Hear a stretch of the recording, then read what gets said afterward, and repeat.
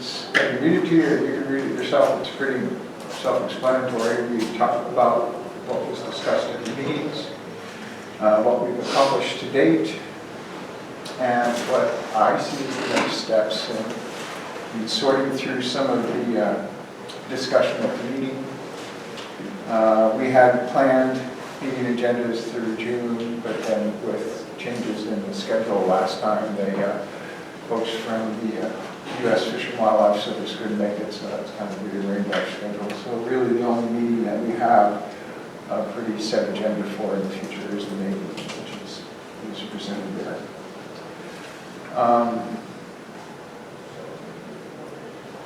We've learned a lot about DNR trust lands. There's quite a lot of information there, so it's going to take a little time for the group to, in my opinion, synthesize that information and see how that might produce a way forward. We've learned about regulations, both state and federal, and how those will affect the management of the land. Chiefly the DNR HCP is an encumbrance on the land at this time, and if the land has changed ownership, then we're not entirely sure how that will play out. That's one of the things that we're going to be talking about, those options at the May meeting. We learned about timber sales and the distribution of revenues. And last meeting we spent almost most of the meeting trying to finalize our bylaws. I guess the one thing that I see that we haven't received from the DNR, which has been asked for, is a forest inventory. Preference is a stand-based inventory, and what that is this area here is a forest of a certain age and certain volume and certain species, and you have that for your whole ownership. That would include both areas that are managed for forest products and areas that are not managed for forest products, that are maintained in some type of riparian habitat or no harvest distinction. Or actually they're not even forest at all, like a rock pit or some rock formation that doesn't grow trees that's inside the ownership. I think if we get that information and the information that we've received to date, we can come up with some alternatives. What those alternatives might look like is they have not been discussed. And then some of those alternatives, I would hope that the committee would be able to make a recommendation to the commissioners by the end of the year as to how it feels we should proceed. If not, I would imagine that we would present those alternatives and the support or lack of support for anyone with an alternative for consideration. So that's kind of a brief outline of where we're at. I'm just wondering if you might have questions. It's a fairly complicated subject. I could go into lots of details. We've received, this is what we received from DNR. They're kind of general maps that show the different trust lands on it, and it would be really nice to have an inventory of just Clallam County trust lands and not legal officials of state managed lands.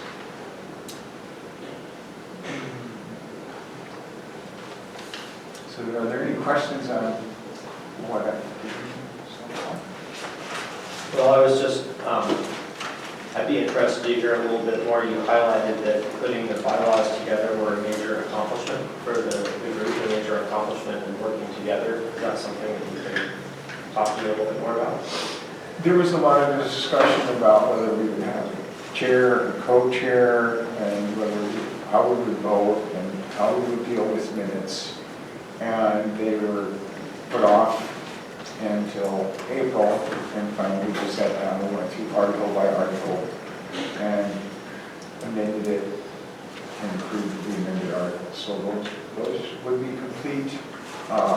There's more work to be done on minutes than what we originally envisioned in terms of what we put in the bylaws. Those would be the most significant change to the bylaws.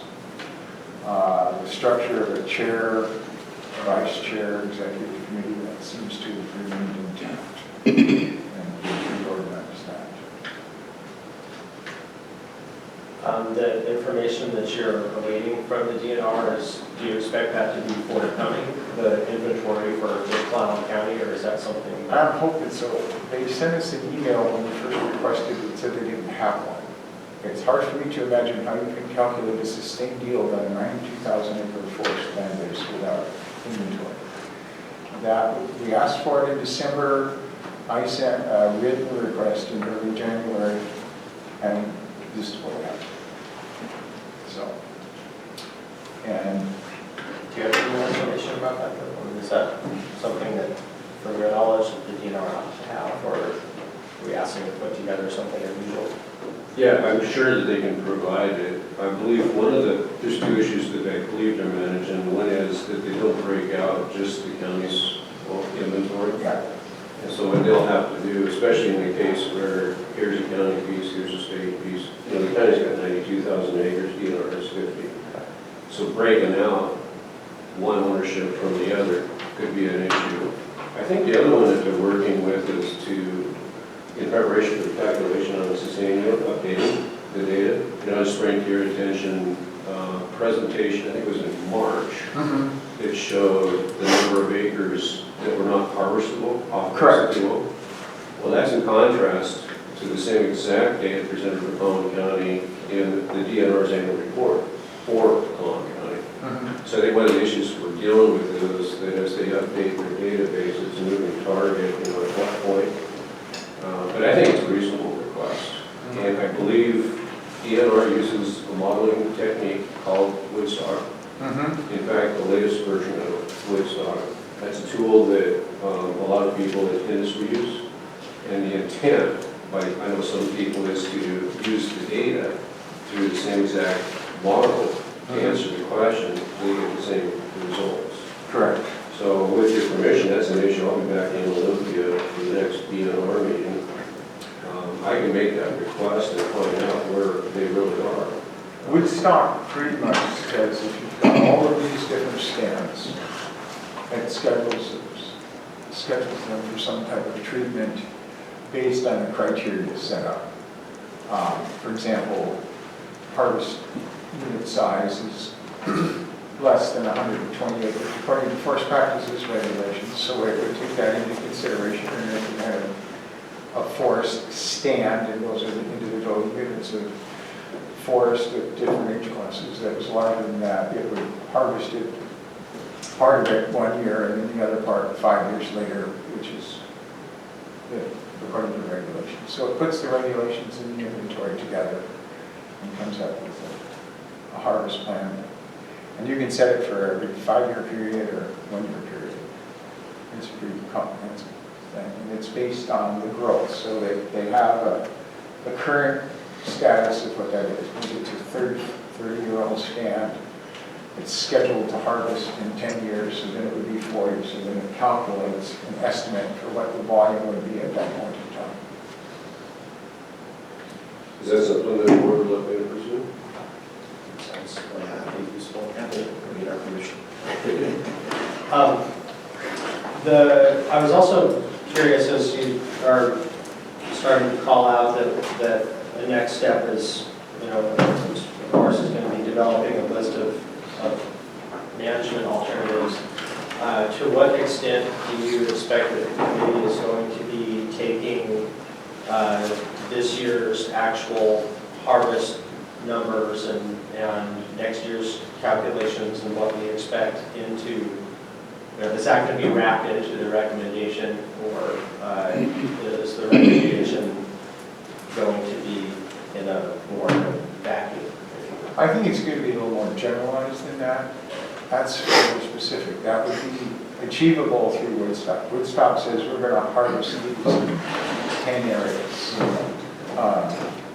And then, does that make sense? Because it's a model, it's an estimate. So if we go out there and it's got one of these areas scheduled for harvest that's not really harvestable, or is significantly less than what is indicated. For example, they found some streams that were mapped or something of that nature.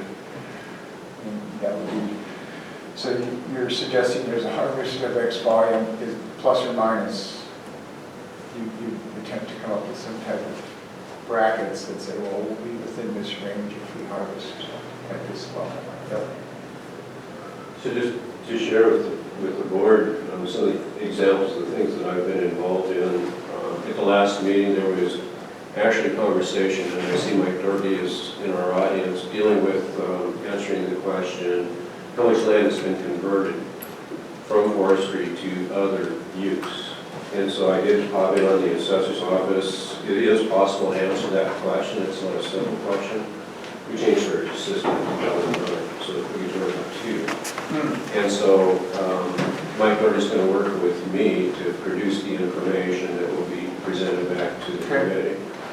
Another example is there's conversation about what is occurring in Grace Harbor. They manage their own forests. Since I provided Joe with county commissioner, I see him at the legislative steering committee meetings.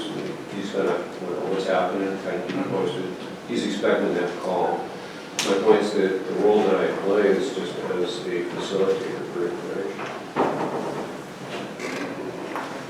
Other questions? Well, the plan is to continue on and hopefully come up with, I don't have off the top of my head when our next report is, but we'll keep you posted on What time frame do you think you have some recommendations back to the board? Are you thinking October, December, January?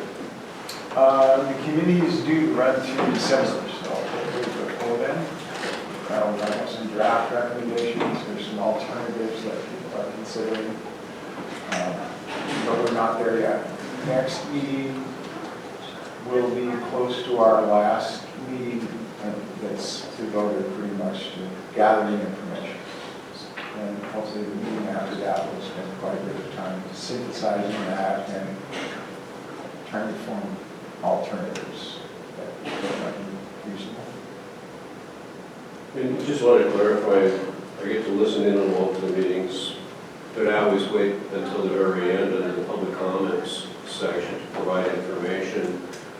I think I heard people saying that getting the December 31 deadline might be a challenge. That very well could be. And that there was even suggestion to extend this. And I've shared previously that it's an ad hoc committee that has a specific lifetime. But I just wanted to bring to the commissioner's attention that that's the kind of conversation that's going on. So heads up. I'm sure the board would be, if the committee asked for extended period of time, I'm confident, I think we would all support that. So we can, That's pass that along as well. And then another technical question is the dates for reporting. My understanding from the commissioners is that rather than a formal report, a verbal report. And I think we talked about doing that quarterly. And that is in lieu of intermediate reports, but there's still a final recommendation on paper. So again, I heard that, Joe, at the last meeting. There was kind of a question as to whether or not there had been a confirmation, a verbal presentation would substitute for a written report. And we have confirmation here of the verbal. Okay. And in addition, Joe, I don't know if you heard carefully, but that recommendation is on a quarterly basis. Yes. I seem to have remembered that from your previous discussion that verbal was going to suffice, but since folks asked for it, Well, the informal report like this is okay. I appreciate how it's something in writing, but it doesn't mean to be what it means. Oh, good. Good. All right. Anything else I can? Bill keeps kind of updating us on a monthly basis on the meeting and report back to the board, so it's not like we're not hearing any report back. Okay. So rather than turn the meeting upside down on you, Joe, you're doing a great job of managing with some 19 people with 19 views, or maybe 18 views, but I do see a couple of people in the audience that expressed concern about progress at the last meeting, and I'd like to give them an opportunity. Certainly. And Mr. Paul? Was the conversation that you had at the last meeting dealing with the value of a facilitator properly answered in your mind? Thank you. I don't think so. The problem that I've had with the meeting is that we're not approaching a decision on whether or not reconveyance is a good thing or not. We're not looking. We don't have a really strategy to approach that. I think there may very well be a recommendation coming out of this committee, but I think it'll be more of a recommendation based on people's political beliefs rather than on any deep analysis of what's going on. I also think that it would be good if we could expand the discussion. The committee is an initiative of timber companies locally and is controlled by the timber companies, and they have a very set agenda of what they want to discuss. And I think the community would be better off if we could broaden that out. And I'll give you a couple of examples. One is there's a lot of talk about arrearage, which in Clallam County amounts to about 9 million board feet a year. And that's not all trees that are lost. A lot of those trees can be cut on a later rotation. They're still in the forest. But we're not allowed to talk about exports. So in the DNR's last report, mill survey in 2014, we exported over 94 million board feet of raw logs through the port of Port Angeles. Those are jobs going to mills in Asia, Japan, Korea, China. That's a massive loss to our local economy. And you couple that with the fact that the timber industry is naturally shedding jobs due to mechanization and modernization. So in the past, I think Phil Kitchell came and talked to me and said that the timber industry is throwing off about 9.3 jobs per million board feet. That's an old number, and what's happening is these exports and the modernization, the mechanizations have knocked that way down. In Oregon, statewide, it's gone down from Phil Kitchell's figure to about 6 jobs per million board feet. But in a lot of places, it depends on the community. You have to look at the particular aspects of that community. In Oregon, if the wood is being taken out of public land, which can't be exported, where the logs can't be exported, you can have employment up around 12 jobs per million board feet. In communities where it's mostly private land, and the private timber companies have an advantage in the market where they can export their logs and we can't, we being the public, you're getting down around 2 jobs per million board feet. And so our schools, these export policies have really hurt us. Our schools, our hospitals, our county government has to sell our logs at lower prices on the domestic market. Only the private timber companies are allowed to sell their logs at the higher priced export market, where prices are basically about, it varies on market conditions, 25 to 50% higher. The other thing is that there's a lot of changes in going on that gives us alternative sources of income that we can get out of our forests. For example, the DNR has looked at carbon sequestration in the past. They looked at the corporate market, where prices are about $12 a ton for sequestered carbon dioxide. That's pretty low, and the corporate markets don't give you credit for your trees that you're not harvesting, such as in riparian zones or murrelet habitat or whatnot. But the Paris Accords kind of changed all that. They require the United States and other developed nations to start setting aside our forests for just carbon sequestration. And there's nowhere in the world that even comes close to the Pacific Northwest coast, from Northern California up to Southern Alaska, that can sequester as much carbon as our forest can.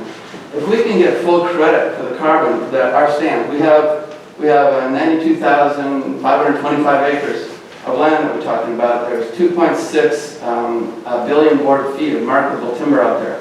It's storing about a couple 100,000 tons of carbon every year. That's about 750,000 tons of carbon dioxide. The White House has put a value on that. Other companies too. ExxonMobil says the price is $40 to $60 a ton. The White House is using $36 a ton. If we could get full value for that, for our forest, we could earn enough money from carbon income to double the tax receipts that the junior taxing districts are now getting, and provide enough additional income to offset the loss of timber employment and diversify our economy. So if we could look at some of those other things, I think we'd be a lot better off, and if we just broaden out the scope. Jesse, thank you very much. I wanted to make sure the board recognized that there are a lot of issues that are part of this question. Josie's presenting some, there are others dealing with log exports, and a challenge Joe faces is to stay focused on his original charge. And I really appreciate the flexibility with regard to timeline, because there's an example of the need for a conversation. It needs to be controlled, because many of those are going to result in a situation where they don't complete their task anywhere near December 31st. But I've been sitting in the meetings, just want to share with you, that's indicative. These are good, healthy conversations, and that could account for a reason for a request for changing the deadline. So was there a conversation about engaging a facilitator of some sort? Is that what I heard you say, in order to try and ensure sufficient conversation between people with different viewpoints, or? Joe, There was some discussion, but there was also the realization that there was no money to hire a facilitator. From my perspective, I think all points of view are being presented. They're not, certainly not all agree, but people get an opportunity to talk. There are people from a large variety of backgrounds. It's not all timber companies. So it's a pretty diverse group, and fairly strong opinions on what they think. So my recommendation would be that we continue to listen to the quarterly reports. Mark, I think what was being discussed was the idea of a facilitator at a cost of some $5,000 per meeting. But what I observed that to me is quite promising is that they walked all the way through their bylaws. Right. And everybody agreed. Correct. Now, the bitter part of that was that it just took 3 hours. Okay? It's an indicator of collaboration. And so if that collaboration disintegrates, I'm one of the first people to come in and say, is it possible we can find some funding? If you need to make that request, then we'll schedule it up and, Appreciate the support. we'll listen to that. So I think I'd like to hear from the committee through you, that you have the committee, have the committee, ask the chair to ask you, to ask us, kind of go through the process, just not. But if that happens, we can look at that. So I just want you to know, Josie, that I listen to everybody. Was there anybody else who wanted to take a moment to speak? We have about 30 seconds left. Carol's been standing the whole meeting, so I suspect she has something she wants to say. It's a back issue Oh, I'm rather sorry. than wanting to be recognized. The only thing I'll say is that I, having sat in on the meetings, and they're all available to be watched, so if anybody has a question, you should watch them because they're very informative. And even when I'm at the meeting, I watch them. But sometimes they do get off task. Josie's carbon idea it's out there, but that's not part of what the committee is tasked for at the moment. That can be part of when you get into an alternative. And also the log export issue. Log exports are only on private timberlands. It seems somewhat counterproductive to have the citizens of that committee dealing with export issues when it has nothing to do with their task at hand. So there are some diversions from the real issue, and I think the idea, we have an environmental attorney from Seattle on the committee representing OFCO, and his opening statement in the first meeting was knowing what Resolution 70 says. His first comment was, well, I'm Toby Thaler from Seattle representing OFCO, and I think county government needs to find a different way to finance itself than cutting trees. Well, that's not what he's there for. He is not there to find an alternative way of funding our county government initially. What we're trying to do is arrive at a decision about the management of a county asset, which does fund agencies within the county. And so that's the task at hand. Once you determine that that may never be enough, then it's really your task to look at where you're going to find the money to run government besides from the taxpayer, because we don't have the jobs that go with some of those things that would help pay some of those things. So again, if the committee stays on task and deals with the direct issues, I think they'll do fine. And there's a lot of good discussion, and everybody is heard. And there's 2 public comment sessions, so there's plenty of opportunity for everyone to be heard. We really do have to, we have the economic development, anybody have one more hand? Can you give us something you want to say real quick? I just want to say, I'm a member of the committee, my name is Sue Scott, and actually I have found all of the discussions very informative.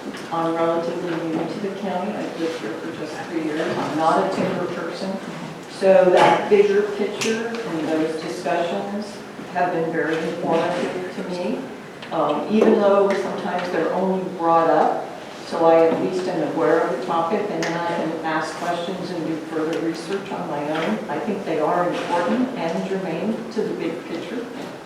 Thank you. Thank you for your I participation. think the chair is doing a good job of allowing some discussions to occur. I would encourage you to, that's probably a good role. And if you guys need more time or you need the scope expanded, feel free to come back to the board of commissioners. So, my hat's off to you, but it sounds like all sides are being done. Thank you. Thanks, Joe, very much for your Thank work. you. Thank you all. Economic Development Corporation briefing, Bill Greenwood's here and Larry Hewitt. Quarterly update as part of the new contract.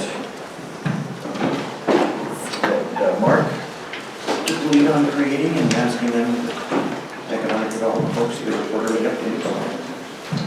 Welcome. Good morning. Come on up. Is it just the 2 of you today? Yes.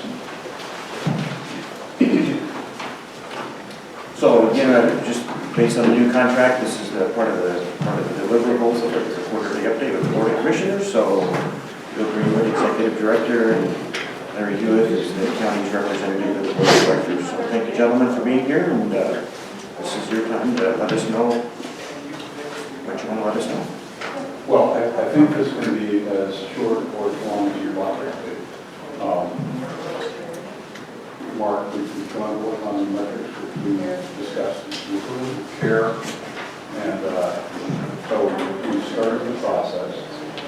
I have several things to report. I started the process, and I have one copy of what we're doing, but it's only through March, and it only started. So I think if we meet again in July, we'll have 4 months of data, and so much more logical for us to that. Great. And so I thought I'd give you, if you don't mind, I'll pass it over to Mark. I think that's a fair point. We didn't officially sign the contract until about 2 months into the year. Right? Oh, absolutely. It takes a while to develop. So quarterly updates really only. Yeah, I think this will be really meaningful in about 2 years. Right. And so this is month 1 of 24.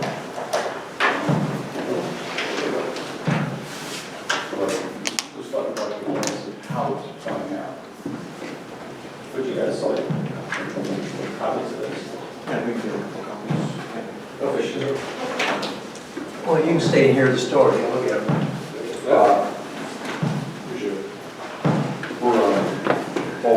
Then the last thing done, I thought I report a couple of things. So I would like not to look at this because these are specifics and confidential information inside you can see. But what we do in reporting metrics is sit down once a week at the beginning, once every 2 weeks at worst, and review everything that's done in various categories, and write it down in notes to ourselves, using real names and real situations and real numbers. Real numbers meaning what a particular company might be doing, et cetera. And this is just an example of the last week and a half to 2 weeks. And that's typically what it would look like. And then we convert this to the metrics style, okay? So I just wanted you to be aware of that's how we're doing it in case you have any objection to it. Again, since we met, we promptly seen the numbers, but the Employment and Security Agency revised the employment numbers for our county, and they've dropped from 9.2% last year, in 2014, to 8.7% in 2015. 550 new jobs were created in 2015, and that's still below by about 1,000 what the jobs were in 2010. It's got a dramatic rebound. And from where we sit, you see, frankly, potentially far greater job growth than that going on in Clallam County today. As I'm sure you've all seen, before hiring signs out everywhere. Those probably contributed to at least part of that. Employers like the federal are looking for people, so are all the marine trades companies, so many others. And there almost seems to be, and people say they're looking for jobs, but there are hundreds and hundreds and hundreds of jobs available. It's just possibly a mismatch between what somebody wants to do with the job that's available. So, but basically, it's too early to paint a rosy picture, but it's getting to look pretty exciting around here. On the recruiting side, well, before I say that, I'd like to show you all this. One for each of you. And this is not quite up to date by one company. Sorry. But we're going to be running this as an ad in the Peninsula Daily News on Friday. And it's simply a way to celebrate the companies that, in the private sector in particular, that have gotten on economic development. And I think you've seen this ad before. And since you've seen it, there are about 20 companies on it. So we're very proud of that too. And something we're also, I was always back, but the Department of Commerce, which monitors us as you do, is taking what we've been doing and what we've seen and holding up to all the other agencies in the state. So they've said, personally, that we're doing a better job in business retention than any other agency in the state. So I'm afraid of that. Good question, Bill. With regard to the employment statistics, are you able to speak at all to the types of jobs that are being created, the 500 new jobs? I have a report here, if I can hand that. If you don't mind me passing this out, this is public information. So it's not something the First Federal puts together. It is dated February, it's from the state of Washington. And if you go to the second page, it speaks specifically to what types of jobs have increased. At the bank level, what we do is we look at year over year, because month to month, there's a lot of seasonality in our economy. And you see the middle column under change is February 2015 to February 2016. That's the 550 non-farm jobs that increased, 310 in the private sector. But it goes down and it lists what types of jobs are being created. And obviously leisure and hospitality has been a big driver. Government has been a big driver. And they account for a total of 390 to 550 increase. Our county, not surprisingly, has probably a higher percentage of government, education, and hospital medical type jobs than many other counties, but we're seeing strong growth there as well. When you, as the PDC, when you receive information like this, how does that inform your efforts? Or does it help or doesn't? It doesn't go that way. No, I would say that, part of this helps us find where there's opportunities. The EDC did do a survey, an informal survey of infrastructure needs, and I don't remember if that got to the county or not. I think you're well aware that there's two bodies of water you have to cross to get here, which are geographic impediments to attracting talent and others. So I think this helps us focus in on the areas where, the red areas where maybe jobs are being lost. Some of that could be seasonality. I don't recall the gentleman's name who spoke before we came up here, but he certainly was accurate in saying that technology is reducing the jobs in the timber industry as they become more technology oriented, and certainly had some mills that are closed as well. There's not much we can do about that particular challenge, but what we do see opportunities are in services, and we see a lot of need in the trades, construction trades. We're finding that the home builders are having a shortage of labor, and we're working, I believe the EDC is working with the college and the building trades to start a training program, restart the training program that we used to have here for future builders. I believe that's on the docket by some of the trainers. Okay.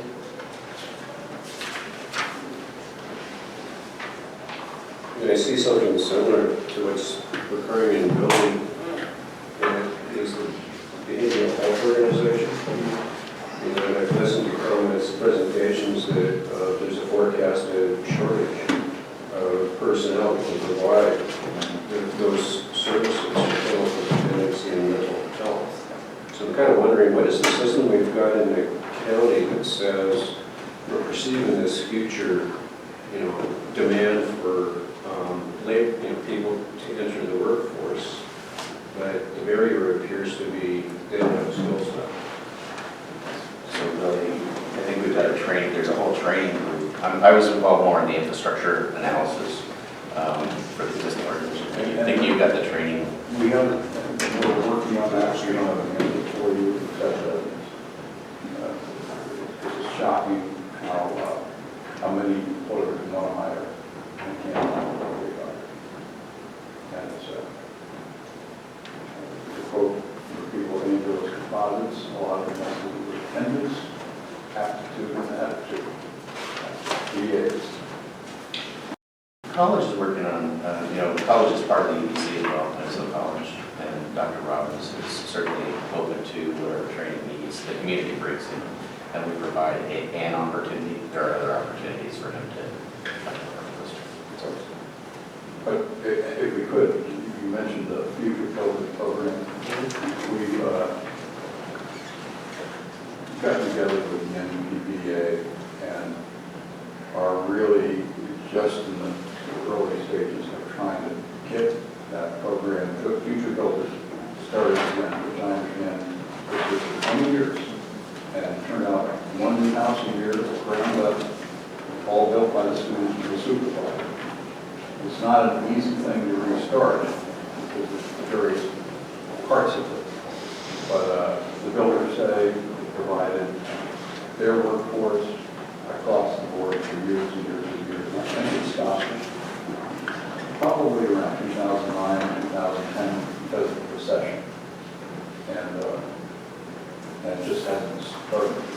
Now we have a huge shortage of construction, as Larry said, and we need it in every single store.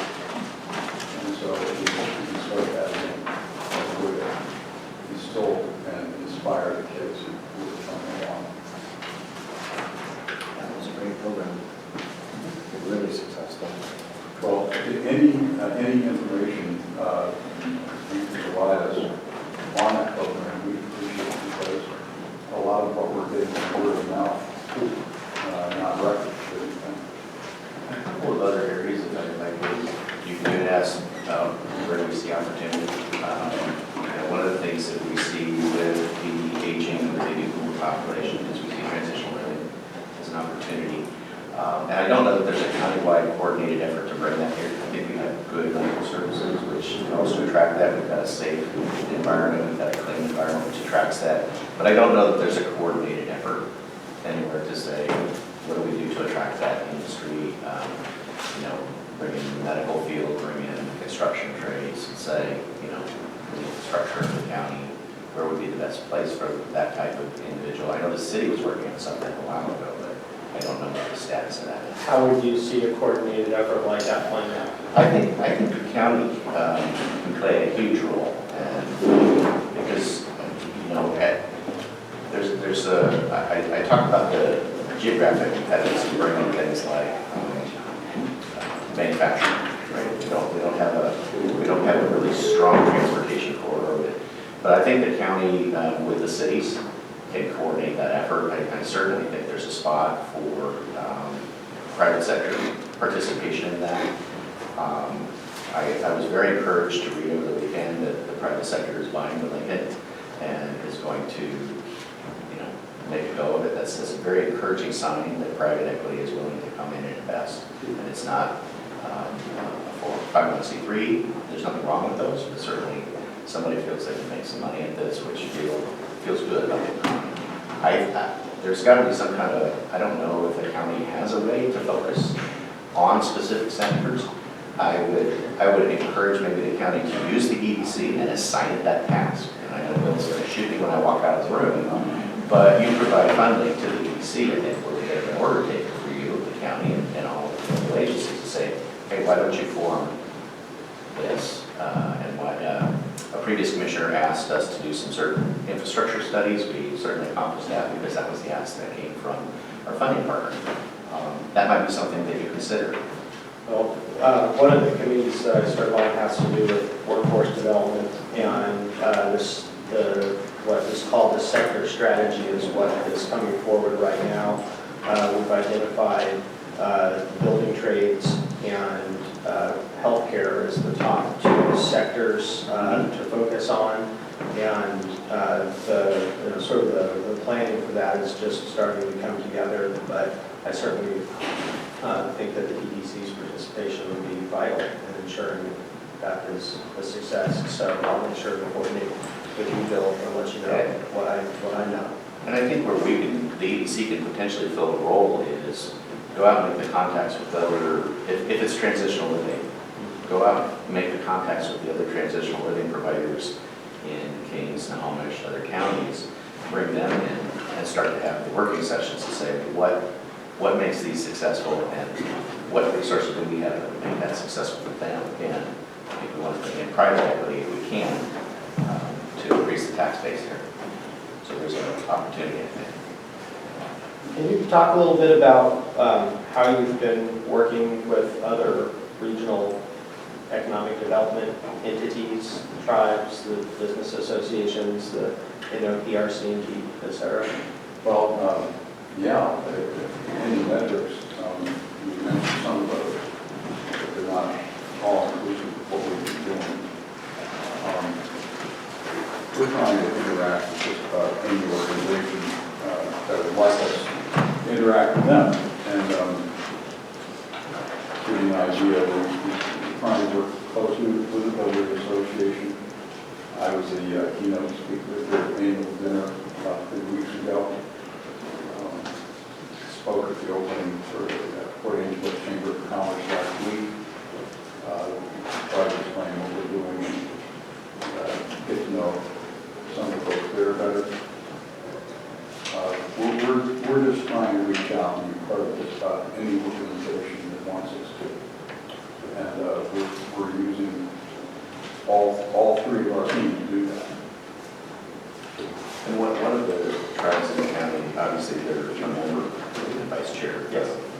So obviously we're handling with that economic development, great, where possible. Do you have any specific comments about the NOPRC&D? I only ask because that's one of my committee assignments, and at the last meeting, I heard a lot of positive outcomes that have resulted from Team Jefferson's engagement with that group. That's our regional economic development organization, and how do you see your engagement with that group? I think we should be engaged more than we have. We've only gone to occasional meetings of them. Again, it's the ones I've gone to, frankly, I haven't gotten that much out of them. But we're trying, because I believe, I'll tell you, Chamber of Commerce, Department of Commerce also agrees with you that that's a valuable organization, part of it, and interact. But we've got a lot more business to deal with here in Clallam County, and Jefferson County does. They've got not all time for that. I think one of the things that I observed in this map on the front of the fact that I think the farther we get away from the population centers, incrementally the more the unemployment rate increases. And that's just one of the challenges. We're not going to make that challenge go away. We certainly do see some significant improvement in traffic leisure. And we'll continue. I find it interesting that the Jefferson County economic development approach really takes a hard look at the small business. And there's arguments that that's like 50% or more of the people that are employed, but that approach to try to facilitate, and if you think about it, that's the individual that needs the most help with fundamental issues, where information can make a big difference in there for 6 months. And unfortunately, small businesses do fail, but they're starting a process that seems to be building on itself.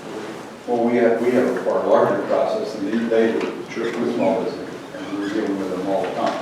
And thankfully, the store counselors that we described before, and they probably have one meeting, at least one meeting with a new startup or semi-startup every week, and they build and build over the course of the year. The Small Business Administration used to be at the board, and spends a lot of time at boards trying to find an office for it that works someplace. But that's a resource. That the smaller business can, before they spend a lot of money, get really good information. Well, we just prefer the company to into that company.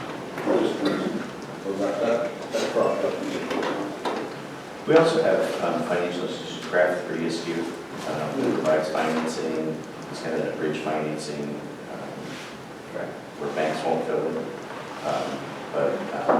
Maybe it's a startup restaurant or something like that. So there are a wealth of opportunities here. I think we are seeing the benefits of the improving economy, the travel tourism, bringing people here to visit and saying maybe this is a good place to open a restaurant. Bill did talk a little bit, and I'm mindful of your time, at the chamber about a large firm that was considered relocated here, and it really was about the geography more than anything else that knocked us out. It wasn't that we didn't have great work facilities, it was really the geography and getting the whole thing moved over here. It was probably bigger than what we hoped to land, but you can't not. You should try for all of them. So while it was an unsuccessful effort, I can say, as your representative, that we did work hard to make it happen. And that was, I think, more than 300 jobs. I don't want to narrow it down any more than that. But if I could add, we're in the middle of recruiting, working with the port very closely. At least 3 companies in marine trades business, and it's during part of their business here, not necessarily all, but in one case, it would be between 100 and 200 jobs. It'd be quite fantastic. And what has taken a while to get into my own heart is that we need to focus on our strengths. It's hard to get a company that does, say, unrelated business to what we have already to come here. And partly because the world is so competitive. We're competing with every other county in the state, and we're competing with every other city in the country to get a business. Everybody's recruiting businesses. And so we are just trying to focus on our strengths. We're in very serious talks with a wood products company that would employ 40 to 45 people, most likely right here in Port Angeles. And this is an exciting situation, as well as the marine trade types. And if we can ever, as I said before, if we can ever get an airline flying here, I think the port is working really hard on this, make it happen. Just remember, it's There's a four-star hotel, like, really consider located, that would make a big difference in all kinds of things, including tourism, but also this. And it would also make a difference in terms of some of the types of restaurants that are major right now, that would like to do that. So, we're hoping for this. Okay. We look forward to anything else. As we wrap up. Thanks for the opportunity. No, thank you. Any last questions? So we'll plan for another update in maybe July? I think July. Yeah. Mid, second or third week of July, whatever is good for you guys. If there's anything that comes up though, Larry, as our representative, if there's an issue that comes up, I don't know if I mentioned this, I mean, feel free to get over to Jim, come before the board, if you need our support, if you need other support. I mean, that the county could weigh in, feel free to come, you can come anytime. You have been very supportive of the EDC for my entire tenure, so I appreciate the support and have always had it. So thank you very much. Very much nice. Just letting go, just the company you run. You really are helping the county climate. So We're trying. I see a lot of your ads in the We're trying. We really appreciate it, just the people expressed to your board of directors. We appreciate the investment Thank that you. you're making on behalf of the community. Absolutely. Thank you. Thank you. Okay, thank you. 2 minutes before we have the next session, does anybody need to take a quick break? Why don't we take a quick break, we'll be back in 2-3 minutes to meet with the representatives of the Peninsula Area Public Access Briefing. So we'll recess for 3 minutes. Area Public Access channel, and first and foremost, you know, all of us know Craig Fulton, you have another day job at the city, so we appreciate you being here. Yeah, why don't you- Why don't you introduce your guests for the record? Sure, we got Pat McGinnis, he's an instructor of the television and film Cinema and television production class at the North Olympic Peninsula. There you go. And Dr. Ralph Smith, he was the initial president of the APA. And he was instrumental in setting up a public access channel in Boise, Idaho. Good to see you. You guys know all of us, I'm sure you know you. Yep. He doesn't. So, Jim Jones, Commissioner Mike Chapman. Mark besides. Go Beach. So what I'd like to do is just give you an overall description of what CAPA is, or POPA is, what it isn't, what our vision is, where we'd like to go, and how the county can help us move that vision forward. And I want to start out with the name, Peninsula Area Public Access. It started out as Port Angeles Public Access, until we realized it's much bigger. It needs to be broader, it needs to be the entire northern peninsula. And so we changed the name to Peninsula Area Public Access to stretch from the Jamestown Clallam tribe out to Forks and beyond, get everybody involved. Again, I'm here as a board member for PAPA, not as Public Works Director. Both these gentlemen are on the board. Actually, President Emeritus. Yes, President Emeritus. Had to drop out. That's the best K. He is there on, Ralph's there as needed when he's welcome information on, because he did set up a public access channel previously. So PAPA came to existence in September 2015 when Port Angeles City Council designated PAPA as the public access provider based on our franchise agreement with Wade. That was followed up in November 2015 when we signed an agreement with PAPA, between the city and PAPA, outlining all the responsibilities and duties between the city and PAPA, what we will, what are the metrics required for each organization. A lot of the city requirements are outlined in the Wade Cable franchise agreement, which is under negotiation again, which you're probably aware of. Since that time, PAPA has been very active. It's all volunteer at this point. It's set up as a 501c nonprofit status. We've got bank accounts, it's incorporated. We've got a board of directors, and bylaws have been established on how PAPA will function, and we based our bylaws off of what was set up in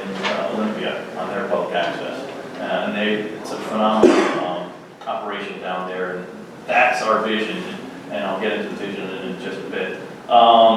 We've obtained broadcast equipment, so we're ready to go, and right now, 1 June is when Wave said they'd be able to broadcast us on channel 21. There's a little, they have to move channels around to that point. We've got, Wave has put in cable fiber up to the old firehouse, is where we're initially setting up. And of course, everybody's been busy developing content, because we do have to do 20 hours of non-repetitive programming each month. So it's a huge effort to keep the programming going, new programming every month. Okay, so first, I'm going to talk about what is public access television. First off, I want to be very upfront what it is not. It is not part of Port of Call News, and there was a lot of concern about that. Is it going to be an arm of Port of Call News? It is not. Dale Wilson has been a tremendous asset in moving this forward. He was initiator of it. He's still on the board, and he makes things happen, along with Dr. Smith with his expertise and the out front getting Papa up and running. But I just want to be clarify, there is an independent board of directors, and we have our bylaws on how the TV station will run and the content. And a lot of the content is driven by federal law, which we can talk about a little later. So what is PAPA? PAPA is a PEG channel, which is public, education, and government. Three entities. Sometimes they're all grouped on one channel, sometimes these are individual channels. If we have enough content, we can do a public channel, an education channel, and a government channel. Right now it's all going to be on one channel, just because we're starting off small. But really, PAPA will become what the community makes of it. Again, it's public and education. So we don't know what PAPA will become, because it's a community asset, and they will drive where it goes and what it becomes. Some of the things we envision for education, and some of these things are benefits of the county. Emergency management programming and education that can be developed. Invasive native species education. You have the master gardeners here. They can do programming that we can run on the channels. There's a lot of discussions about climate change. So that's kind of the education form of climate change. What do we see? Drought preparedness driven by climate change. How can the local community develop to deal with these possible repercussions? Also, on right now, the Skill Center under Patrick's guidance is developing a lot of content, and I'll get into that. And actually, Patrick can talk that a little more. The enthusiasm that's in the Skill Center and what the students are learning about production and filming, and that's part of our vision, which I'll discuss a little further. Government. PAPA initially started off as what's here is broadcasting of the commissioners' meetings and the council meetings, and that was a focus of PAPA at the very, very beginning. And then we took a trip to Olympia and saw their public access and what they do, and our vision exploded on what PAPA can be. And it's a lot more than just broadcasting what happens in the government. But it is one aspect of it, so that people stay informed. If they can't make it to meetings, they can see it online or see it on cable. But we're looking more at covering local events, festivals, tourism, getting it out on the internet of what we do and what's happening in the local area, economic growth, county initiatives, all can be broadcast on the Channel 21 and the internet. And then the big piece, public. The big P in PEG, the driving force is what the community wants the channel to be. I'm just going to throw out a lot of things that we've seen. Music. If you're a band and you want to produce an hour show of your band, do it. Comedy programming, if folks want to be into that. History and culture. We've had a lot of discussion with the local tribe, from the Jamestown Clallam tribe, Lower Elwha, Kiwit, out to the west. All the tribes are very, very interested in not only producing and getting out to the public their history and culture, but teaching their tribal members how to do production, how to do filming. It's a base of talent and education that they'd like to develop within their tribes, and we'd like to develop Clallam County-wide. And I'll get into a discussion about Clallam Center of Excellence.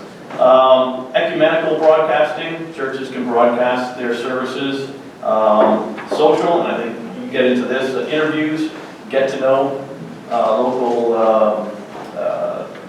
politicians, businessmen, how they got started, where they're going, advice and help folks move forward in their careers. Of course, sports, broadcasting high school sports.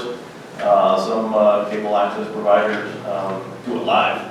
We're not there yet, we're far from it, but we can begin to taping and broadcasting sports events for not only this high school, but also youth. You've got adults and you've got tournaments that come to town. So we'd like to get into that. Civic action, the Rotary, the Kiwanis, the Lions Club, all these organizations can do pieces on what they do, their good works, and a lot of the festivals that they have. Environmental, going back to climate change, going back to emergency management, can be pieces. Science and technology, self-help broadcasting, if folks want to get into, and it's up to the community to make, self-help, exercise, nutrition, outdoor enthusiasts, huge opportunity for fishermen, backpackers, snowshoers to develop content to educate the local community and folks further afield on what we have here on the peninsula. And again, I talk about events and festivals. Everybody likes to see what we broadcasting, what they've done, what they're involved in on the local community. And third and most important, I think, that we want to talk about, this is where we've had a lot of discussions, is developing the North Olympic Peninsula, and we're calling this right now the Center of Excellence for Broadcast Production and Journalism. And Patrick can talk about what he's doing with the students at the Skill Center, and it is phenomenal what they're producing. These kids have never touched a camera, and they're producing amazing content, and we want to build on that. And we just found out the middle school, Stevens Middle School, also has a film curriculum, and Peninsula College. And we feel that if we start getting all these educational film and production capacities together, we can make North Olympic Peninsula similar to what they did in music here several decades ago, when the school board said we're going to make music important. A lot of communities have done away with music. Port Angeles and not Port Angeles, but the school board, larger school board, said music will be important. They put the resources to it. And I've only been here 3 years, but the music program here is second to none. It's amazing. And we think we can do this with broadcast journalism. Make this an area where, actually, we've had folks from LA already up here, and you've got to talk with them at that dinner we just had. Have them come up here and use the Olympic Peninsula for part of their production. Oh, by the way, we've got folks already trained to be grips and movie, film, doing all that work that requires for a production company to do work up here. We've got the assets here, and we want to develop that, and build upon skill sets that, if our students and youth can take to other places. If they want to go to LA or they want to go somewhere, they can take a skill that they've learned at the Skill Center, that they learned at middle school, that they learned at Peninsula College, and take away from here something that will benefit them in the future, and hopefully they come back to keep this process going. At that point, before I go into the next part, I'd like to have Patrick say a few words of what he's doing at the Skill Center and the Film Commission we're looking at starting up and the benefits of that. If you give a quick So, Patrick McGinnis. I came up to the area last year. Before that, I was working down in Los Angeles for NBC Universal and E! Entertainment, I've been working in the entertainment industry for about 10 years. And 2011 was nominated for Daytime Emmy for my work on the royal wedding in London. Had a lot of experience there, came up to this area, and one thing I noticed right away is actually, especially within the youth, there is a real hunger for these skills to tell the stories of the area, but a lot of people don't really know where to begin.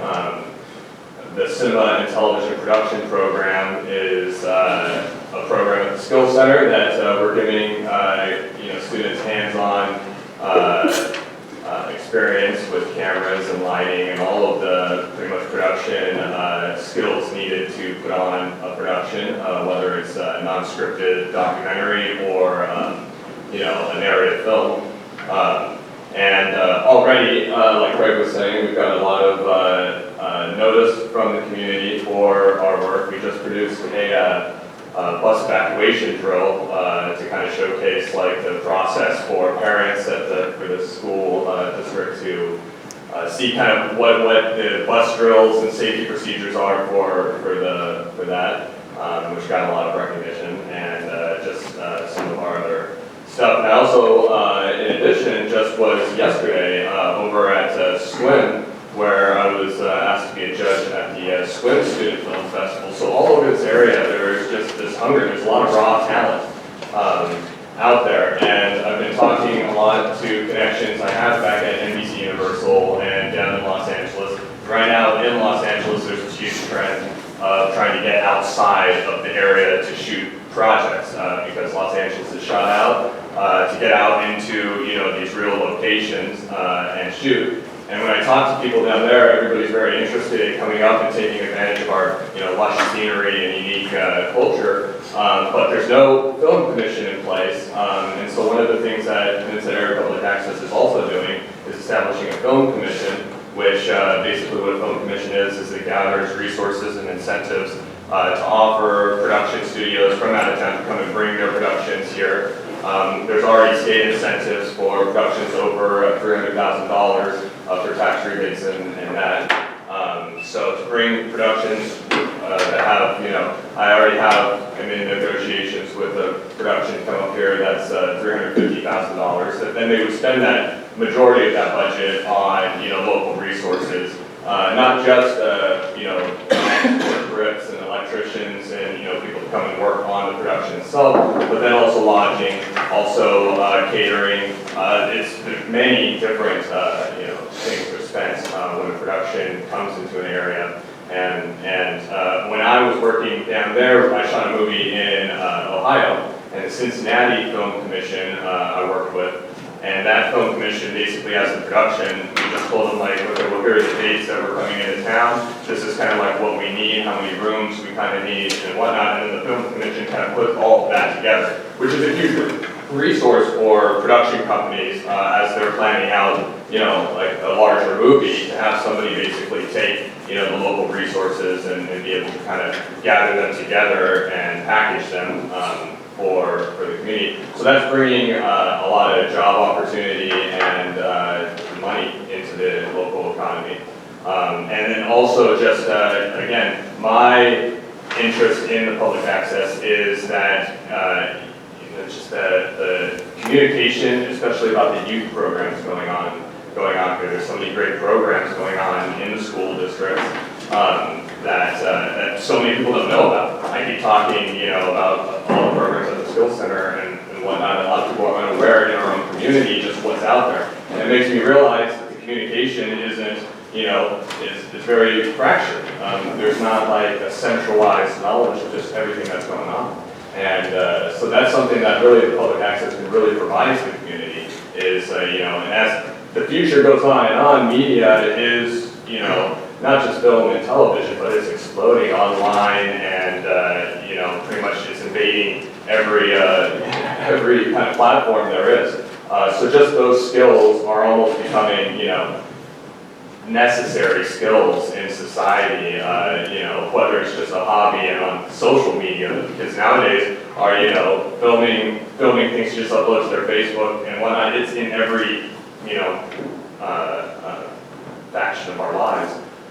And another aspect of Peninsula Area Public Access is the Community Media Center, which we are also building at the fire hall, which is going to be a resource for the community to come in and utilize our equipment that we've already gathered and be able to film and utilize our knowledge to help them film their own projects. And even whether it's for the public access channel itself or for their own projects, they can take advantage of that resource and learn that way. I don't know if there's anything. No, that's Ted, but I could go on and on and on. So, I'm very interested in how you're structured financially, and at the beginning of the conversation, you introduced the idea that potentially the county could help. And we were approached by a lot of people in a lot of successful projects, and we're pleased to be able to help them. Where are you? okay, yeah, I have, we talked about resourcing. So part of the city's agreement with WAVE, the current franchise agreement, was that they would provide $60,000 for public access. So they provided $30,000 in 2016, that which allowed us to buy the first set of all the equipment required to start production. 2017, another $30,000 will be coming from WAVE to the city to PAPA. We've had a lot of equipment donations from other public access channels that were, had excess equipment or were closing out. And also, we had a generous donation from PP on their used furniture. The big thing right now is 2017, the cable, we're renegotiating the cable franchise agreement with WAVE. So the last one was $60,000. We'll be negotiating what that will be over the next 10 years. And I won't go into where our position is, but. Is that a yearly fee? The current is $60,000 one time, but negotiations, we can put annual fees, signing fees.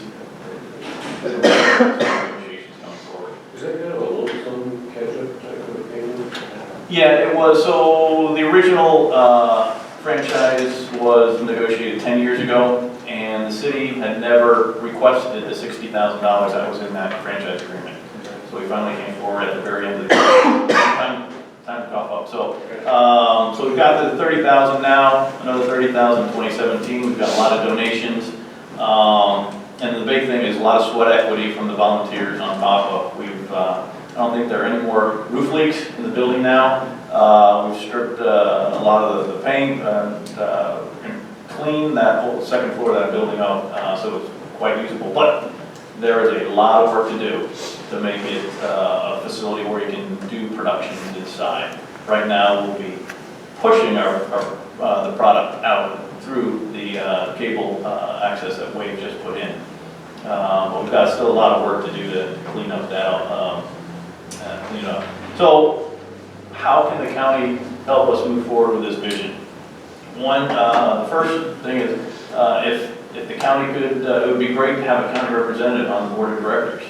And it doesn't have to be a commissioner, it could be anyone within the county who, has a passion or desire to get involved with Papa. Maybe emergency management folks who could provide phenomenal content out there. But and I see, if the county does provide financial assistance, it would be great for a county rep to be on the board to guide how those finances will be used. Of course, we need more equipment. We need to invest in that building to make it supported, so we can actually do production in there, do editing. So in that vein. And let's see, two things. So tomorrow night, city staff will be taking to city council a 2-year lease agreement for Papa to use that second floor for the next 2 years. And since all that go, council will make that decision as they make that decision, but it'll be going for council next Tuesday. So financial support, we'd really like to broaden this from just being Port Angeles centric to countywide, from border to border. We're already involved in getting the tribe on board, and they're very enthusiastic and willing to provide content and support. We'd like to get some of the tribal personnel on the board also. Financial, I guess it's up for discussion. What would be a good dollar amount if the county commission would like to contribute and help us move forward, since we are in the infancy. We do need support to continue to buy modern equipment, editing equipment, and fixing up the building. So if the county participated, how would you get transmission to the Bush or to the eastern part of the council? Well, that's a good question. The wave can push out to wherever their limits are. But if we have the resources to train people on production, if they become a member of PAPA, they then gain access to our resources. Our cameras, our equipment, in the future production facilities, and our training. And we have some great instructors on staff, and we look to train more instructors on production and filming, and that's where we see a lot of the benefit for PAPA is training and education. And then once they produce the pieces, they can run it. Some of the tribes have their own internal cable network. They can produce and develop content and then run it on their own cable systems. But in addition also, part of Peninsula Area Public Access is our online division, which our server that we recently purchased for broadcast also is a server for IP access. So online, we're also able to embed, as well as through use of YouTube, so multiple avenues and platforms to put our content and archive it online, which will go nation and worldwide. So there are also people, from this area that are traveling abroad that want to stay, connected or have moved out of, can still also from anywhere get on a computer, go to our website or the YouTube page, or and watch our content on there. And then also other people, as I understand it, are joining this new franchise negotiation process.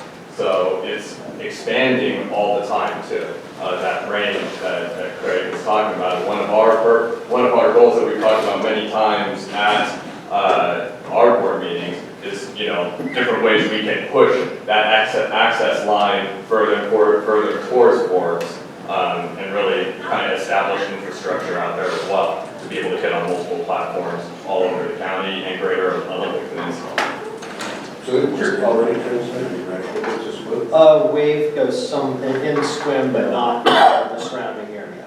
For example, I don't have it in my house. And one of my earlier meetings, actually, I think was the district attorney from Swim, was there talking about also the idea of, Swim government meetings and different things. Do you remember that? It was, Wave does broadcast within Swim.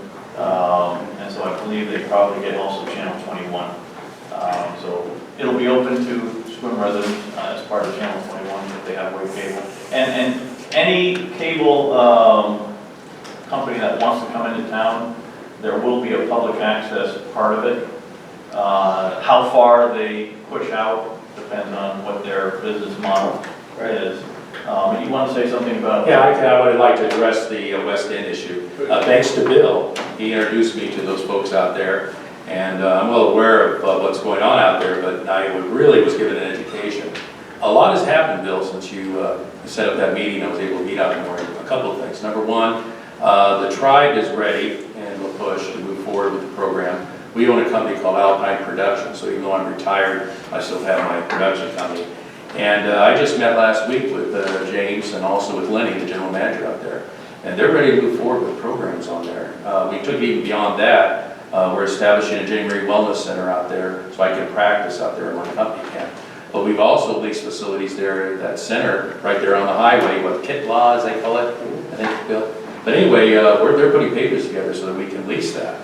So the beauty of it is what we can do is help PAPA in the fact that we can produce programming out there with the tribe. Be able to get all that done, get it on the system, obviously do our mental wellness program, and they're fully prepared to step forward. We're just going to get the paper signed. So the West End is not just a dream that Bill was kind enough to let me have the opportunity to meet those people. It's a reality, and we're planning to go live here June 1st. So I'm scheduled to head back there, and their production people they were going to use, the fellow that heads that up is in Bonnie Lake, and he got tired of driving that distance. So they have asked us to participate in that. And then we'll, of course, use PAPA as the conduit to not only take care of the issues on Wave Cable, which is important, but also to be able to have it on the internet, have it on the website, archive it, because one of the things that's really important is that this is interactive. Right. This first step of filming these meetings is great, guys. You guys are awesome doing that. That opens the window.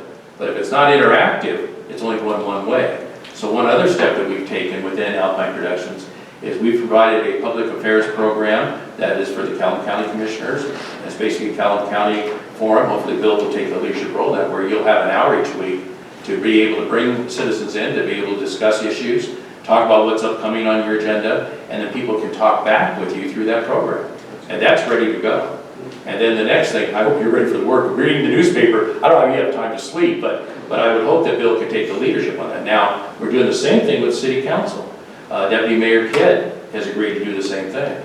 So one of the things we're doing in concert with PAPA, and since I'm retired from PAPA, gives me a little bit more flexibility, is provide an hour program every week that talks about the issues of the City Council and the City of Port Angeles, and for you guys. So this here is an important step, but the interactive part is real important, and the tribe's ready to move forward. I'm sure that McCall and Ho will kick in. And then already, PAPA's done great inroads with the local tribes here. So they're taking care of those. I'm worried about the west end, and I haven't had a chance to look at the east end, of course, but I can only do so many things. So this is in place, and a lot of it is thanks to Bill, because he opened the door and we stepped through it. So we're going to be ready to go. Can you talk just briefly, I realize we're at the end of our time here, how fully fleshed out is the concept of the film commission, and does the financing or the financial needs for that, are they umbrella under PAPA's overall fundraising and financial plan for the next couple of years, or do you see that as more of a standalone group? Well, it's definitely going to be a part of, and the whole committee devoted to the film commission. So it's a part of Peninsula Area Public Access. And I mean, we're getting all of the information up online. I already got a film company coming up over the summer to do some test shoots. Like I said, I'm in negotiation for the $350,000 feature film to come up, so that's part of that. I also am actually in negotiation with a company in the Philippines that's looking to film out here as well. So there's already like lines in place, and in terms of the funding for that, we're also going to be talking about doing a nationwide or even international film festival up in here, which also will bring, attract people from around the community. So it's, in terms of the film commission specifically, a lot of that is at this stage self-funding. But yeah, to get a lot of, especially once we go live June 1st, to really push everything out there, that's when, the working board, even though we're already working so hard, is going to, need the support of. Yeah, I think that when we're talking film commission, if you're talking Chamber of Commerce, you need to get involved. Yeah. Tourist commissions, the businesses, downtown hotels, restaurants. So it definitely, we need to reach out into the community and get a lot of folks on board to And we're still in the process of aggregating all of those resources together. I've already spoken at the Business Association meeting, and I've spoken with Deputy Mayor Sherry Kidd. That's the process. Again, the whole thing is just starting up in its infancy. Once we hit June 1st, that's when, really everything's out there.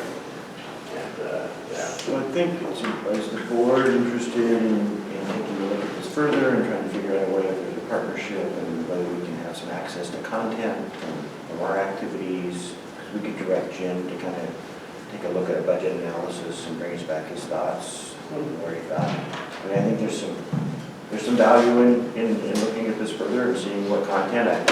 Emergency management folks are here earlier today, and they continue to give great presentations that only can reach a certain amount of the audience.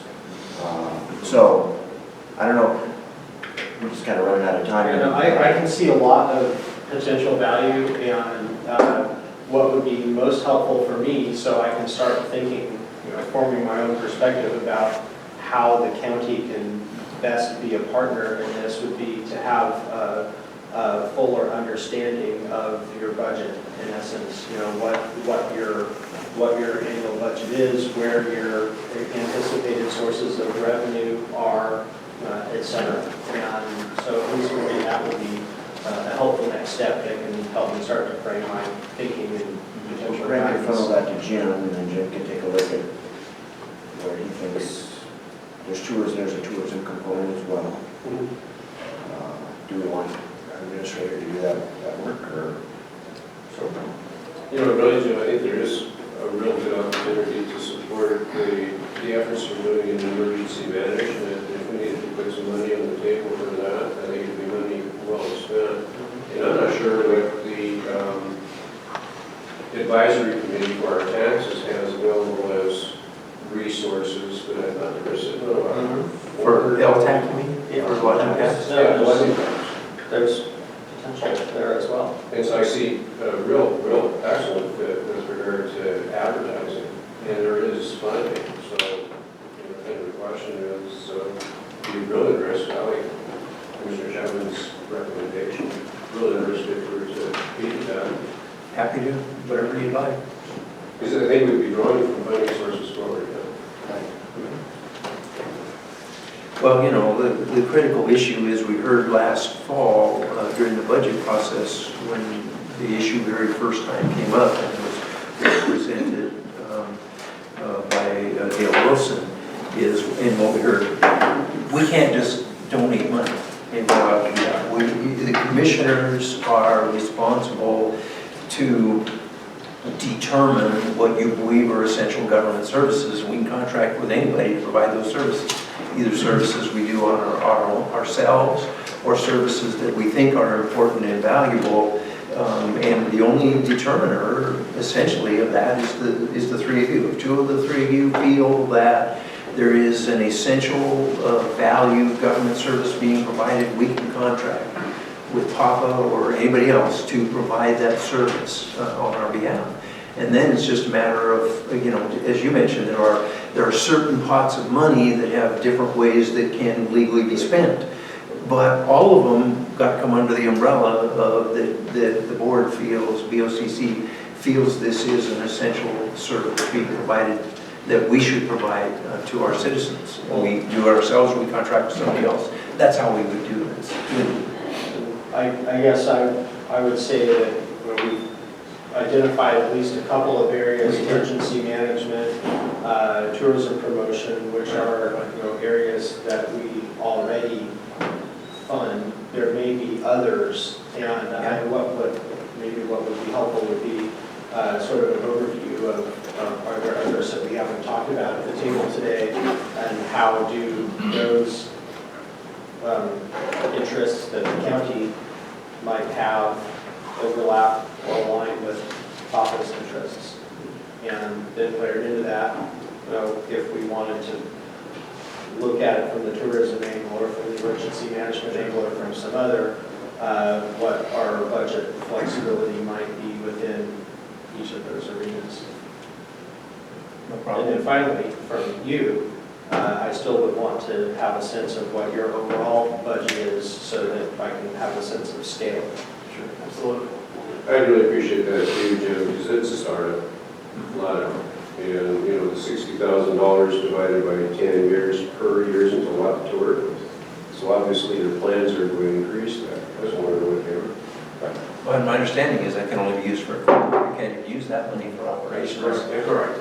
And that's what, you know, when you look at public access television, the memberships is an important source for ongoing operations. Donations, again, and sponsor programming. They can't advertise, but they can sponsor. So that's where we get around, yes. Infrastructure and equipment is or the cable franchise agreement, yeah, says the funding can only be used for equipment and infrastructure. Maybe since the two of you work so close across the street, maybe you, Craig, and you and Jim, you guys can sit down and you can kind of like just show the budget a little bit more, get ready for the board commissioners. You can kind of talk, and then you guys can kind of put together a plan to bring back to the report or a proposal. Okay. Would you guys be willing to do that on behalf of the board? Absolutely. And so, maybe a couple weeks, whatever it takes for you guys to kind of, so that he knows, Jim knows kind of what you're thinking and what would help you guys, and maybe you guys would have to get a contract and some sort of deliverables. Absolutely, yeah. So you guys get, but if you can come to a basic framework and then bring it back to the board, and if it looks good to us, then we move forward with the prosecutor and your attorney and see if we can't put something together. Okay? Thank you very much. That's great. You got a business card, I see. With that, Good to see you again, Jim. I have to get to another meeting, and I do have long running, so no objection, we'll just end this week's meeting, and next week. I'm going to be running at the park. So order. Thank you. You're fine. You're okay? No.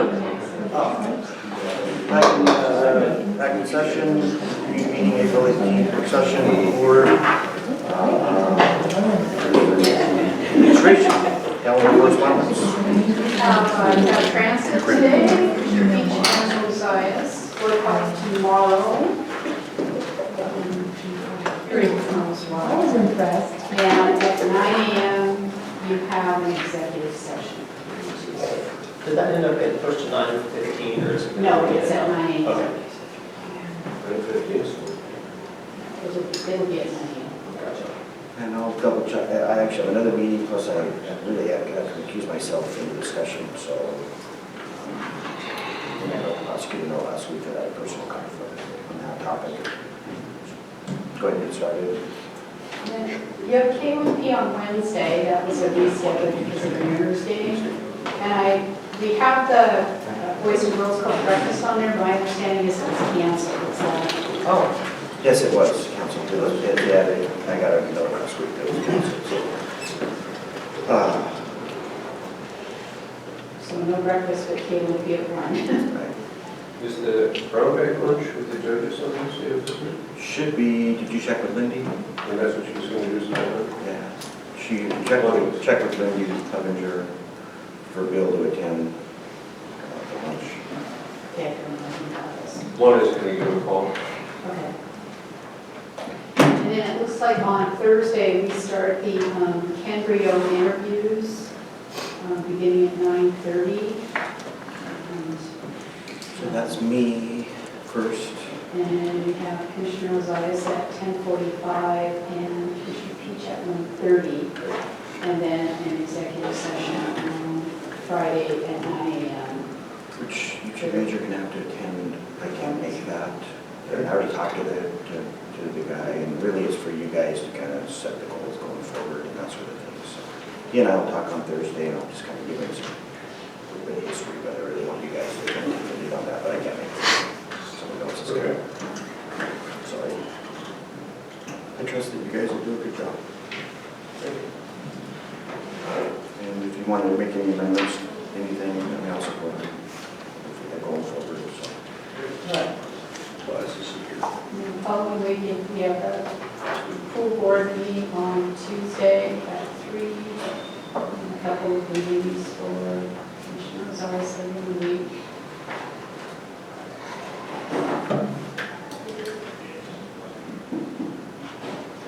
Did you say we are doing K1B on Wednesday? Yes. Now, 1 o'clock. Okay. Who can be there? I can be there, but if anyone else can be there, then I would not mind taking a little bit early to get to it. That works as soon as, I'd like to break away from the lunch to the Superior Court judges and presidents for lunch. But if you're, but they're usually done by right about 1. So Okay. I'll be, I'm pretty sure I can be there. I'll be there. Unless you probably not much to talk about this time. So Bill, you're you missed the gonna be last in town on 2. Wednesday. I'm being forced for a couple meetings in the morning. Bill's missed the last 2, so I'm going to get caught up. Darn time. And then Trish, there's a library conservation grand opening this weekend. Is anybody going to look to that one? I don't think anyone's going to make that, that's on Saturday, right? Right. Yeah, I've got it on. Okay, so I'm going to go to that. I was just wondering. I'll invite you to go. It's a neat space if you haven't seen it yet. I put the where we put the Elwha River Interpretive Center grant opening on for May 1st, from 12 to 2. Anybody is interested in going to that? I didn't know this is last week. I don't know it's got to Oh, no. Well, that's new. Oh, it's on the Tuesday agenda. Oh, is it? Yeah. Oh, there it is. Oh, okay. We'll do that on very nice. Putting Tuesdays ahead. Is that good, how they went to those? Yes. I'll get it done, so they're working with You tried to write some directions to that.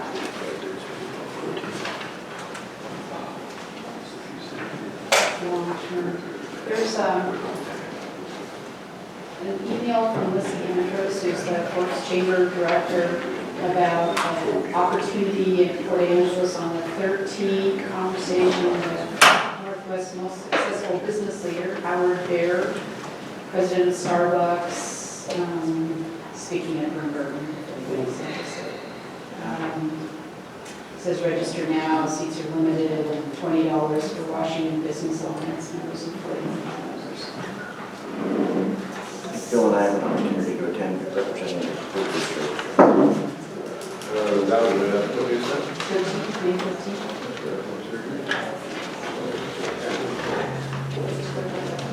Anything else? Oh, correspondence items. One is from Robert Black regarding some emails to Commissioner Peach, and he has copied this and written some notes, and I provided those notes for you about his conversation with this gentleman and work that he's doing on this, and I don't know if you want to elaborate or not. Now, I've been in touch with him. He did, in his letter, say he reached out to me twice by email. But I don't know where that's going, so I picked up the phone and talked to him at lunch. And I took a couple of notes in the conversation here. And Yeah, I then, never got anything from him that came to add commissioners, so I had never heard from him until you asked me about it. Same here. the League of Women Voters sent some correspondence to Commissioner Chapman, and we copied all of you on it. Legislative theater event that talks about youth, the struggles of youth, and there are two different performances on June 24 and 25. I can put this on the table, I don't know if anybody has a ways out. Just make copies, probably. I think you want a lot of copies. Have you done that before? I can't remember. It sounds kind of interesting where youth get a chance to sit. Yeah, that's great. They might have. You have somebody here who can read. Well, we did. Where'd she go? There she is. Yes. I'm pretty new, so I don't really know. Okay, we'll let you know how it works. Anything else? That's it. Agreement with Washington State Department of Social and Health Services for Superior Texas Residential Center. Pete's here. Let's go, Pete. Morning. So, brief history and then why this is so late.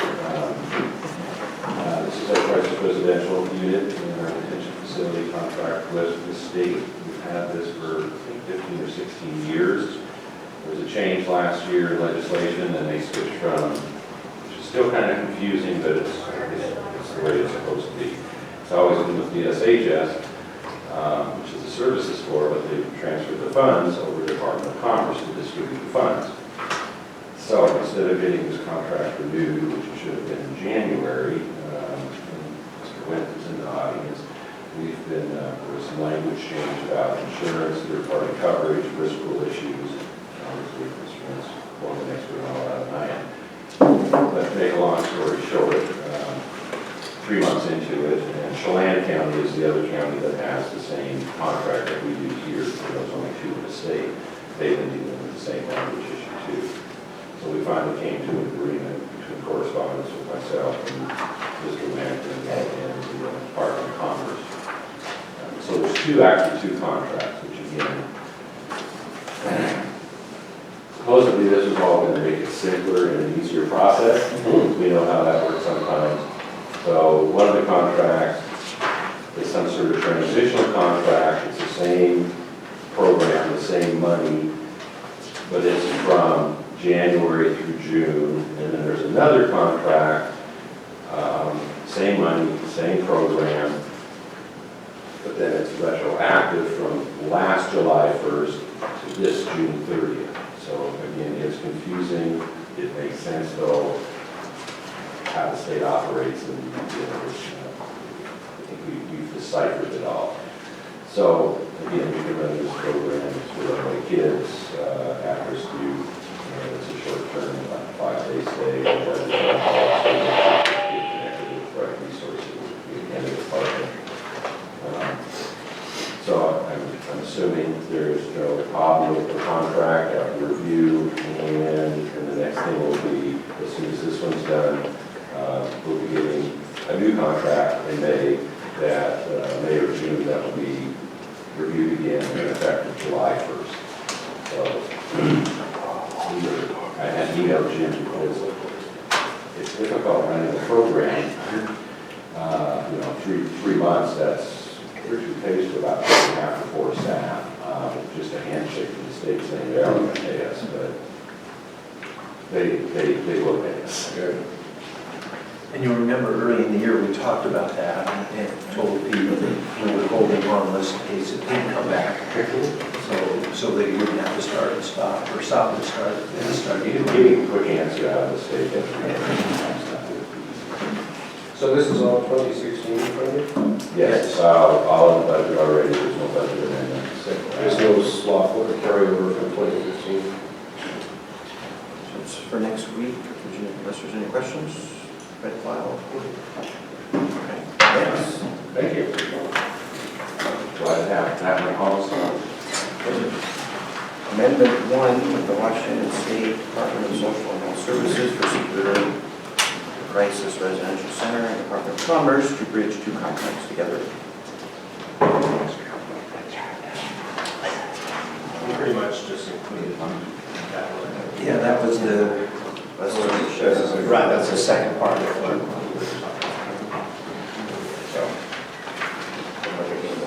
Anything, so to speak.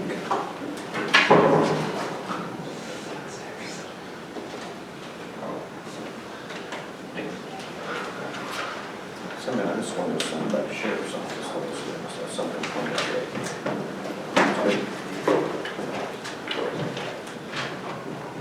Yeah, analysis signature. I can't tell, I don't think that's how it's. I think it's the exact same thing. This is just a rewrite of the exact. I thought it was the first 2. It isn't. This one also ends June 30, 2016. I think she just doubled up. Third. So we'll straighten that out for next week. Community Development, request for full reconveyance of deed of trust, auditor, file number 1999-103-417. Oh, good morning.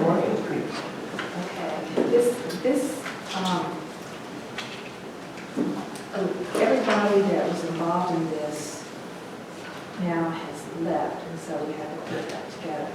So there was a lot of research that went through this, but what we determined is that Clallam County was the lead of a block grant that was through the Department of Commerce, and OLECAP was the recipient of the grant, and it's for these low-income loans. And now this property, as you see, this Myrtle Garden property has sold, and so we need to reconvey the property back. So, and it's $25,250 goes back into the program, so it continues. So, this request for full reconveyance should have notarization on it, but it doesn't. So I don't know, we have it, we thought that we would have that by now, so I don't know if we need to put that on tomorrow's work session or wait until this notarization, or can that be done? Does this make sense? So it's the basic program on this one, Geraldine, is that there's financial assistance to somebody, some threshold requirements. they acquire property, then when they sell, the initial investment in that program is returned. Yes. And what is that program? Is it called kind of program? Yeah. Uh, I'm trying to wait until we get it. No, it's this housing rehabilitation grant for the Department of I Culture. mean, you can decide. So we just apparently, Just wait. OLICAP couldn't apply for the grant, so we thought it was, we were a pass-through. These are really late. So, The only reason they're asking is whether the $25,000 sits on our books. no. So it passes through. It goes back to OLICAP. So, It looks like the loan has been in for some time, and we're just late signing this reconveyance, so but it's on tomorrow's agenda just to move it along. okay, Looks like so we're really late in signing it, so. Yeah, well, shouldn't we- be late. nobody knew who was what or where. Yeah, this was really tough for Mary Ellen's office, and, you know, it came over to me to sign, and I said, no, I can't sign it, it has to be commissioners. And then we were trying to track down all the things that happened, and like she said, everybody that was involved in this was long gone. And it happened in that period of time between when Bob Martin left as DCD and before he came back. And so even he wasn't here to remember what happened. So commend her and her staff for getting to the bottom of it. Yeah, and from now on, we're going to be getting reports from OLICAP, what's happening with the other properties. So we haven't been getting those apparently for 4 or 5 years. Right. So it's just kind of one of those things until something happens, you know, you don't know what it is. So. And the reason for the speed here, to go ahead and not wait another couple of weeks, you'd think, well, gee, could have happened a long time ago, is that they have, in closing, a title company found this lien against the title. And so there's 2 other families that are sitting here waiting for this thing to close, and banks. And so it should have been done a long time ago, and holy cow, kind of dropped the ball, and we lost complete track of it. So this should solve it. But there's more coming. There's like 3 more of these, and I think there was 3 or 4 more that we found way back. Very some years ago. excited about this idea. It's kind of one of those things, you're just like, well, okay, we'll have to do it. Get it done. But Lori really did. She did a lot of research. She figured it all out. She's gotten all the people, she knows all the people that are involved now. And we're going to start from now. She's gotten all the files. It's set in place for when we start getting the information. Appreciate your presence. Thank you. So it's not, it is on for tomorrow. Just because Oh, they won't be showing up until they're done. But we found them in the program. Yeah, so we can try it. That's what she's talking about. The next is at 9:30, we have an emergency management briefing on Cascadia Rising exercise in June. So unless there's anything else come before the board, we can take a little break. Anything else? So 12 minutes. We have scheduled every Monday for emergency management update, and as long as you guys have presentations and information, we'll continue to do this. I have started to get some really positive feedback from members of the community that are engaged and seen some of the videos, and so thank you. Okay, thanks for the opportunity, and I'll try and speak this way. It involves the whole community as well as direction and leadership. Mission rehearsal is what we learned from Colonel Braun exercises are and should be. And so that's what we're doing in Clallam County with Cascadia Rising 2016. Okay, Tricia. So I included some slides from last night from the sources I work with from around the world. Now this is from Japan. And I want to go over these 2 slides and then go into the exercises specifically as it will apply to Clallam County. So in Japan, this was a shallow quake, and that can cause more damage because it's closer to where those buildings are coming down. The initial wave was a 6.2, that's called the foreshock. Aftershocks, the wave that hits the highest measurement is called the earthquake, MG. So the first 9 deaths were actually with the 6.2, which is about what Nisqually was when it was a 6.8 actually in Nisqually. sorry.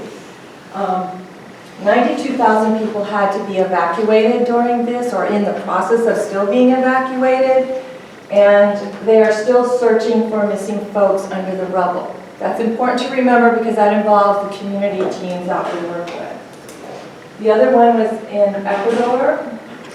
The Ecuador one was deeper, but there was more rubble and damage because they don't have the building codes that you see in Japan and the United States.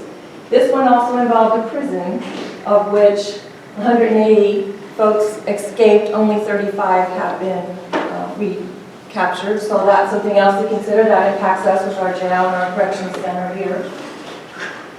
There was a third one in Myanmar, which was formerly Burma. I don't have too much data on that one yet, but there were injuries actually reported out of Bangladesh, which is nearby to there.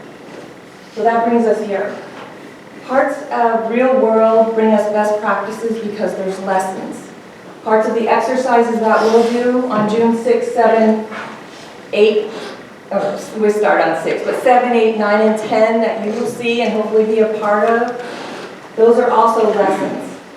But they don't become lessons learned until we actually put some traction to it, and Mr. Bucks helped us do that. Physical things that we're doing and make changes. Every time we do an exercise in Clallam County, there's an after-action report and a matrix called an incident action plan. So even with tabletops, functionals, and full, you will start to get copies of those and be able to see where we're going and what changes we've made from what we have learned.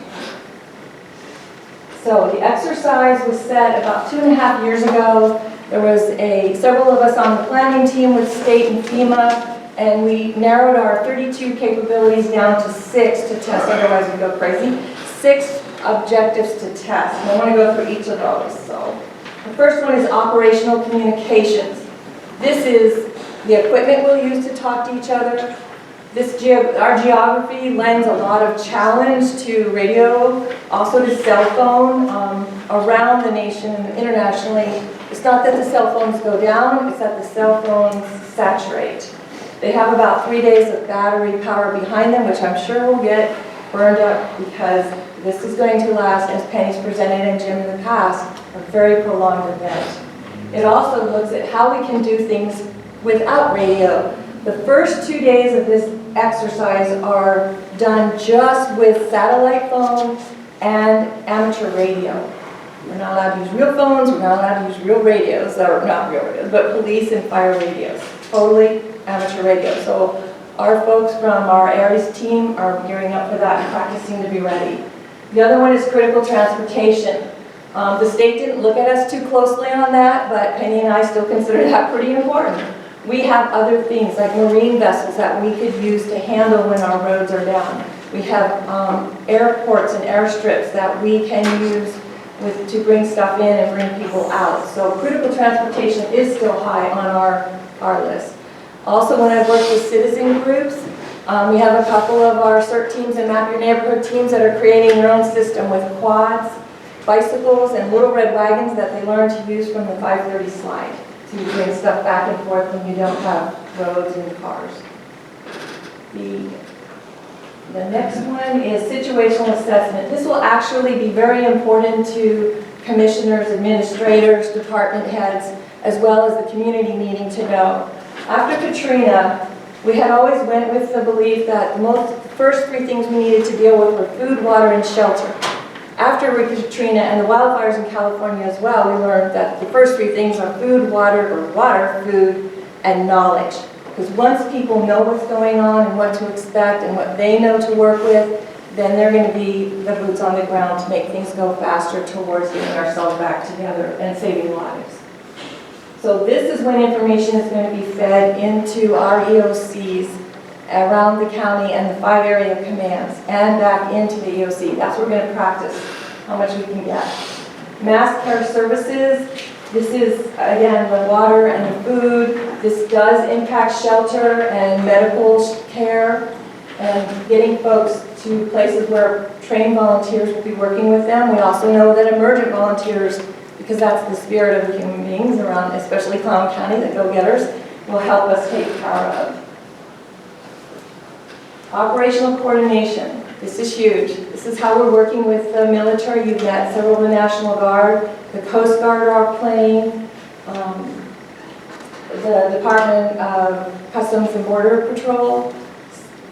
Those folks federally, all of our tribes, as well as state and local citizens, are going to be working on how we're going to work together to do the most good and not lose anybody, and not lose people who are volunteer responders. Public health and medical services, and we're working with Ivan and Chris Hurst on this, and the hospitals, Forks and Peninsula, OMC. We're also working closely with, and Glenn Rogenbuck's here from the Lower Elwood Clallam, their medical folks. Their clinic is actually designated as a triage and treatment center along with OMC and Forks. And so we'll be testing that. I guarantee you they're written in. Okay.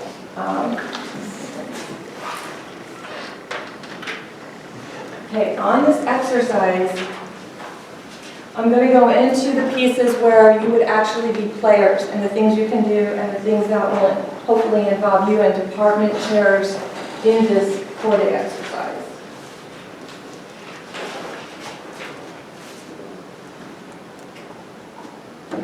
So if you wanted to play, you don't have to be there the whole 4 days for 8 to 10 hours a day. Even if you come in just for a little bit to work in the EOC here, perhaps at the area of commands, and to be in there and help make the decisions, work through it. What would we do? What if? Then we need to do this. That didn't work. What's next? Actually practice your decision making and your emergency response thinking. So this is the EOC downstairs. There's logistics, operations, planning, and sit in there and finance, and planning will move over when we start to pull out all the maps. That's another place. Come down and be a part of it, look at the maps, look at how we're ridding things off and we're working. That will be how we really do things. We're going to have EOC briefings throughout the 4 days, and those will be times when we'll be on video conference or maybe just amateur radio, talking to state, Jefferson County, Kitsap County, FEMA folks. It'd be great, especially with commissioners, if you were there, so you directly hear that will happen in real world, and you have your input. You like it, you don't like it, we should have done this, we should have done that. That all matters to us. The next piece are the strategic projection sections, and these have been scripted for the Board of Clallam County Commissioners and for staff in your admin and also in the department chairs and elected officials. What will happen is I'll let you know way ahead of time, weeks, a month ahead of time of when these are scheduled. It can be starting out to be a 15-minute session, but if the discussion and the input goes longer, that's what we do. We'll do things like, I'll just give an example. We'll show slides, we'll look at the situational assessment, we'll have our briefings, and then we'll ask, what do you want Clallam County to look like in the next 10 hours? That helps us get on our objectives and keep our mission moving forward. But we need everybody's input. The citizen responders, the department heads, elected officials, and definitely the admin and commissioners. The other thing you could do, and this is the fun part, is you get to be an actor. So we have some folks from Peninsula College and some of our CERT folks that are being in a little room on a phone with scripted messages calling them into the EOCs and the area commands. Those are how we kick off people into the thinking. And we call it death by butt, but some of them will be awful things. And then we have to respond. Seriously, what would we do and how are we going to do it? How was it that? Holly's been was with Lower Elwood before, now she's with the Veterans Clinic, and she's been one of our actors in the past. And there's snacks in there too.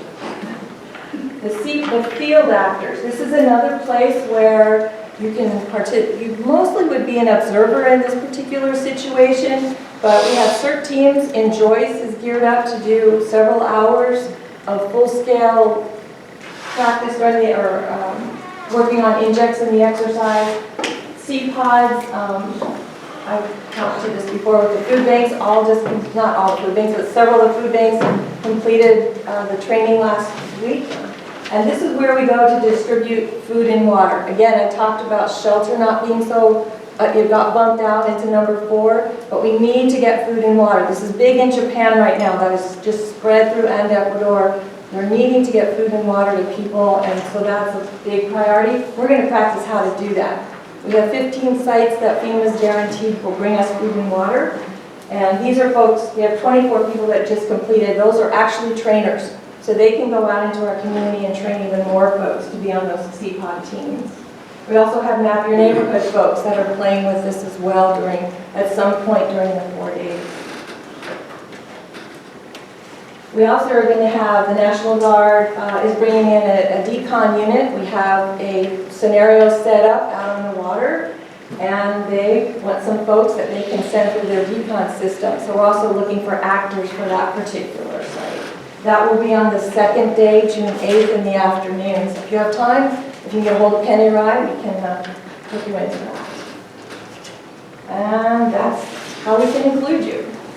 Again, it's all just lessons when we look at the slides, but until we actually do an exercise or experience in the real world, then it becomes a lesson learned that goes into our planning and our policies. So, any questions?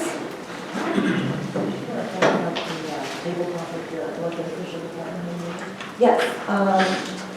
Under Sheriff Cameron has been working with Mr. Jones and setting up so the next 2 department head elected officials meetings will be present. And we're going to do tabletops. Again, a incident action planning matrix will come out of that, so you'll see that. We'll put together real world injects and have them respond of how they would work in their role, in their lead, with their departments and their responsibilities to the Clallam County citizens and community. So that will be April 28th, and then the one in May, which I didn't write in my mind, but it's a Thursday. So, and that will, you will get I'm not sure if Commissioner Scott does, but you will get the matrix of what comes out of that we need to change in our plan. If they do, or if more than one decides to go, we have to notice it as a public meeting. Okay. And what I told Ron, I'm just going to turn over the meeting. It won't be an elected official department head meeting advising me. It's just, and I'm going to be at the administrators conference anyway in Leavenworth. It'll be your meeting for the tabletop on the 28th, just use the same time. So if more than one commissioner wants to come, we just need to record, we just need to notice them. Excellent. Thank you. Okay. So that's the action part of your 3-tiered briefing that we introduced a while back. We've had some additional updates on things that have happened. We had a big day out in Forks, April 5. We went out again with the National Guard, and we had a community meeting in Forks. About 50 people attended at 10 o'clock on the middle of the week. So were you there, Bill? That was the volunteers. Yeah, okay. It was well attended, and then after we did the community meeting, we went out to La Push, and that was the Quillier tribe. They have a new general manager, Linda Dixon, who was there. We talked about their isolation, the problems facing their community in responding to an earthquake, but we did have one little piece of good news for them, and I'll talk about that when I get down a little bit further. Also, then we went to the Lower Elba Clallam tribe, and Ron, you want to introduce Glenn, who's the new emergency manager? Most of you know, retired now, Detective Sergeant Rodenbach from Port Angeles Police Department. Glenn retired 2 weeks ago, 3 weeks ago, and took a position as the emergency manager for the Elba tribe. Glenn is very gifted in emergency management. He has been very productive in that field for some time for the city and helping us in Clallam County emergency management over the last several years. And we're very happy to have him representing the tribe, which is our very close neighbor and secure EOC. So welcome, Glenn. Look forward to working with you, or continuing to work with you as we have for many years now. So I think it's a good addition to the emergency management in Clallam County. Want to say anything? Thank you. I look forward to our continued close collaboration with Clallam County. I don't think you guys realize how lucky you are to have Penny and Jamie and 2 really truly dedicated individuals in emergency management. I plan to attach myself at the hip to them for the next 10 years or so that I'm out and I'm working in my job. I learn so much from them every day, and we have a fantastic working relationship, and I look forward to that. And although we're coming into Cascadia Rising very late, we are going to participate, but mainly I'm just going to do what Jenny and Penny tell me to do. So, but I look forward to our close cooperation. Yeah. So that's really good. We're one of the few counties in the state that is doing well in getting our tribes participating in this exercise. That's been a real hole as far as the state's concerned. We're making some inroads. I think we have the Quillies maybe are going to do something for sure. Yeah, so that's good. Then at the same time that we were doing that, the Army Civil Affairs sent a group out here, a team managed by Captain Hankins. There were 4 on that team, and they were here to do assessments of various things in our county. Now that's not National Guard, that's Army, regular Army. They're going to give us some reports of some of the things they looked at here, and we're going to pick those up this week when we're in Tacoma. We weren't able to get them through our email system, but we're going to get a disc with that information on it. 2 things that they spoke about that are very, very critical is they spent quite a bit of time at the Quilly Airfield out just north of the Quilly Tribe, and they feel that that's the best kept secret in the state. That field could be used for air operations for a great portion of relief after this earthquake. So they've done a more thorough assessment of that field, and we'll be getting that. When we told that to the Quilly Tribe, they were very grateful because, you know, it's just a canoe ride from their place of abode there. So that is a lifeline to them that was not previously existing, and that can make the difference in their survival or not their survival. So we're very glad about that. The airfields that are designated up and down the I-5 corridor are going to be heavily impacted. So we kind of feel that the Quilliot Strip and Fairchild are on good ground, likely repairable, and maybe able to be used after the Cascadia quake. The other thing that we spoke with Captain Hankins and his team about, we said, you know, we don't have any purified water. And it's true that when the National Guard and the Department of Defense arrive, they'll bring water, but we've got to tie a knot and hang on for about 21 or 30 days. And in that length of time, water resources are going to be, we have water, but we have to be able to purify it.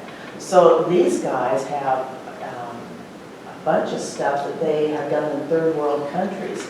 And as part of their report, they're going to be sending how you purify water under very primitive circumstances. And we're going to have expertise and diagrams and materials and stuff that we can do that. So that would be, you know, if you haven't laid in your supplies to purify your own water, at least there'll be some alternatives there. And, you know, over the last, I guess this is our 3rd briefing, or 4th, and we always have something to say. We will continue to be here. One of the things that, you know, if you look back at the history of some of the things that the county has done, it's been some years, but the county commissioners, not this board, I think Mike was probably on it, they adopted the NIMS standard for managing affairs, which is the National Incident Management System, and everything kind of falls from that. It's just an organizational system for how you do things and how you manage them. And then more recently, we adopted the area command concept, which is a NIMS concept, that division of the county into broken down pieces. That gives you a better span of control. So we're going to go further with that. And over the next 18 months, we're going to provide teams in each of those area commands that will manage very, very small groups of people, because we won't have an ability to get out there and tell them what to do. They're going to have pre-lists of tasks and things to accomplish. We've started developing those tasks, very simple, basically, you know, first aid, shelter, water, stabilize, gain assessment, and then you go around the circle again. So we're going to start placing some of those things out there and identifying leaders in those areas who can then report in, and then the larger groups can report in when we reestablish communication. So that's going to take probably about another, I would say at least a year to 18 months to do that, and get those things developed. Now, Jamie and I participated in a training over in Chimacum Thursday, and it was on command, control, and coordination. It was very interesting because they talked a lot about the OSO slide and the things that did not go well there. And I'm sure that you're familiar with some of those things and the difficulties in managing that. And, you know, I think the classic example is the slide came down. There's one fire chief at one side looking at a big pile of dirt, and then over on the other side, quite some distance away, was another fire chief looking at it, and they did not realize the scope of what they were looking at. They were looking at all they could see. And so that is a time when you would want to gain better situational assessment. And in the case of the Cascadia quake here, we need aerial views just as fast as we can get something into the air to figure that out. Because you can't really determine how bad things are. And then the other thing, some of you know who Craig Fugate is. He's the new head of FEMA, came out of Florida. And his philosophy is, go big, go fast. He says you can always roll it back. And I kind of think that that is a good piece of advice for small communities. Something happens, you're not sure how bad it is, let's assume the worst. And let's go after things and start trying to solve the problem. We can always roll it back if we've overestimated how bad it is. But there's nothing worse than underestimating and then having to shove more and more. And that also means ask for help. We're going to have in our pre-planned NIMS forms automatically requesting things that we know we're going to need after the earthquake. We're not going to wait to ask. We'll have pre-designated forms that will say, send all of this, send all of this, do all of this. And we'll file those in advance with the state so they will know that when this earthquake occurs, we know we're in bad shape. So start sending the stuff. Just one other thing that I wanted to talk about a little bit, that we had some instruction on home rule charter, we're a home rule county, those kinds of things. And, you know, and they said that one of the things that people were reluctant, and I don't know if it was in the OSO situation or some of these others, but they didn't want to give up their delegation of authority. You know, and the board, you know, you have a delegation of authority to do certain things. And so there's that desire to maintain control of what's going on. But they instructed us to think of delegation of authority as more of a contract to do a specific thing in a specific circumstance or a specific time. So that we might look at delegations of authority in the future, that if the big earthquake occurs, that the board would delegate to smaller communities delegations of authority to do certain things in certain time, because you may not be able to be reached. You know, you may be impacted by the earthquake, you may, so we can set that up and kind of have our situation planned as well as we can in advance, so that we don't have to run around when something happens and try to figure those things out. I think that's a smart way to look at managing this and being the least painful way to do that. But it's going to take some time to develop and to find, you know, delegations of authority that you're comfortable with and that work for everybody, and then have others, you know, come in on that with you. So, are there any questions? Mr. Bob? He's been very busy. Been very quiet this meeting, though. Well, He's tired. There's a lot of wisdom in what Penny and Jamie both said.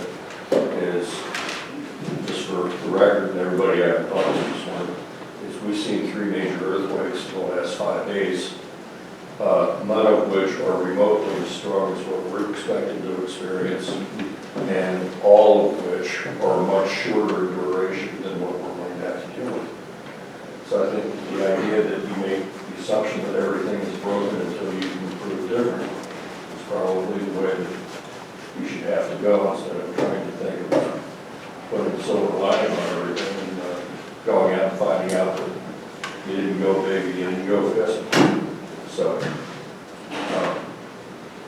when we talk about delegation of authority, it would be a contract with you and Chief Hudson, Clallam Bay, or Chief Baldwin Forks, or Alex Baker and Joyce, or Port Angeles Fire Chief and Fire Chief can swim, that if they can't get a hold of you and the ground shakes for how long you want to do it, or we have a catastrophic earthquake, that they have the ability to understand it and act in your place and really declare a state of emergency as fast as you don't have it written already and ready to push the send button on the computer if we need to. And we can start working on saving lives right away instead of dealing with this, what seems to be an accepted 72-hour chaos period from FEMA and the National Guard and the rest of the gang. It's like, everybody's got to understand what's going to happen. All you're going to have to do is look around the neighborhood and see. It's just going to be, do we have the authority to do it? And why wait for 72 hours for somebody to tell us what to do? That's going to work. If we even could tell them in 72 hours, that's the question. We could do a draft declaration of emergency for an event like this, and that might not be, you might not get together to vote on it for quite some time, but your intent is that that is set aside to be done. And then when we could reconstitute you guys, then we would go ahead and do that. But everything would be contingent on, the understanding that that was your intent. Jim's been bringing down the house and communities around the community. His latest presentation is shelter or camping in your home. And he had 150 people at that one. They were greatly entertained. But it's how to manage your property and tie down what's there and cover up what's damaged and be able to shelter in your home, even though it's not a complete habitable home. It's sort of like just a big camping trip. He's got great ideas, and if you get a chance to see that, I would certainly recommend it. Or we could, we'll be holding it again as we move across the county, so it's quite entertaining. Can you tell me a little bit about what your sort of public relations and public information plans are? Like, for example, if I have people who are interested in hearing one of your presentations, is that by invite? Or do you have a schedule? Or? Well, no, I just sent out a bunch of dates this morning. I'm doing Map Your Neighborhood trainings, Jim's doing CERT trainings, Jim's doing public presentations. Jamie and I both do public presentations to service clubs, church groups, pretty much anybody that asks. And we're pretty well booked through May, and I don't intend to take anything on until July at this point. Yeah. But if you have, just send us a name, and I'll get them scheduled. Jim runs his own schedule. How many speaking appointments do you have coming up? Well, 8 or 9. Yeah. We've probably already done 30. Yeah. So we do try and get them on the page, so when they're going to come up, they're posted up there. Is there another way for you? No, I'm happy to plug into how you're doing it. We're developing a Google Calendar that will be published for the community. I don't quite have that together yet. That would be a good way to let people know.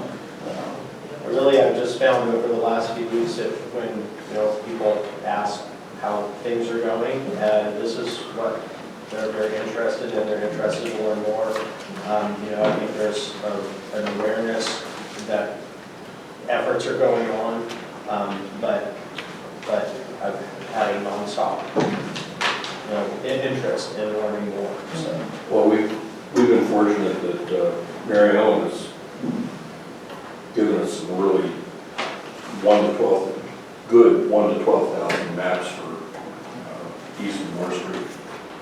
And you go out and take a look at one of these, the neighborhoods, but once you start to really look at it, and you can make notes on the map, and then you can show the people that are in the neighborhood what your notes are, all of a sudden this becomes very personal. Right? And as it becomes personal, they get way more interested. And they're talking to their friends too.